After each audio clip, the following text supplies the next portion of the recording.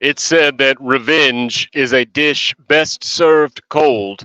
Well, in the case of Tennessee and South Carolina, this dish has been chilling for about 315 days. But tonight on Rocky Top, Tennessee got their revenge on South Carolina for last season's beatdown at Williams-Brice.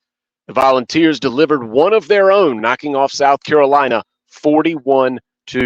I'm Matt Smith here for Sports Talk at the Stadium, presented by the South Carolina Beef Council. And Tennessee tonight was strong in all the places that South Carolina is weak, notably against the run and oftentimes on first down. Tennessee averaged 7.8 yards per play on first down, better than 6 yards per play for the game. It perhaps could have been worse, but South Carolina did come up with a couple of crucial plays that kept them in the ball game in the second half. But truly, they were at arm's length throughout the night because Tennessee had an answer every time South Carolina would strike back. Spencer Rattler probably didn't have his usual sparkling performance, just 169 yards through the air, and that was in part by design due to what Tennessee was able to do defensively. Tennessee raced out to an early lead. They had South Carolina on the ropes heading into halftime. Rattler threw a pick six, but that was essentially because South Carolina continued to face third and long. South Carolina converted just one of 9 third downs heading into the halftime locker room and just 2 of 14 for the game. And perhaps even more importantly, South Carolina just 1 of 7 on third and short. They also failed to convert a 4th down and inches in the second half that would have kept them in the ball game. Now, a couple of bright spots for South Carolina. I mentioned they fell behind early, and Tennessee was kind of having its way most of the night offensively. Mario Anderson finished with a 101-yard night on just 10 carries, due in large part to a 75-yard touchdown run in the third quarter. So South Carolina did get the running game, get a little something out of the running game, but it's because Tennessee was keying on Xavier Legette in South Carolina.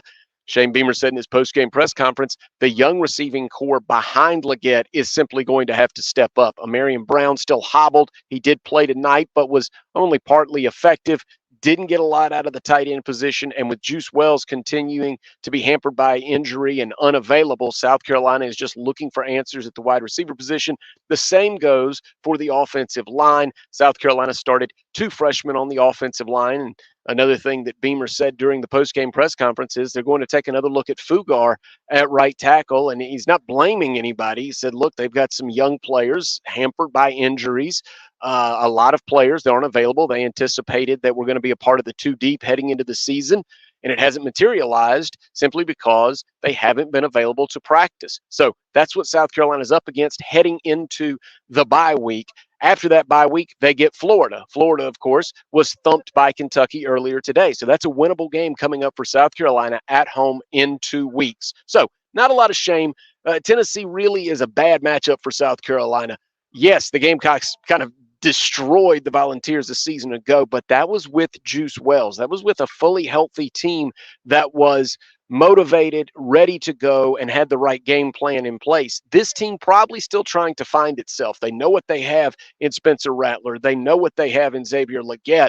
They know what they have on the shelf in Juice Wells. And they know what they have now in Mario Anderson, who has suddenly become a crucial part, an integral part of what South Carolina can do offensively. But how's that going to play out for the rest of the season? I think South Carolina has to get healthy before we have all the answers to those questions. So that's it from here. South Carolina struggles on third down, struggles to slow Tennessee's run game. They fall 41-20 on Rocky Top. Tennessee gets its revenge. South Carolina needs to regroup, needs to get healthy. That's the storyline heading into the bye week. And of course, we'll be tracking it at Sports Talk. Be sure to stay with us at sportstalksc.com and follow us weeknights on Sports Talk as we're broadcast statewide with Phil Kornblut, Chris Bergen, and Patrick Daniel.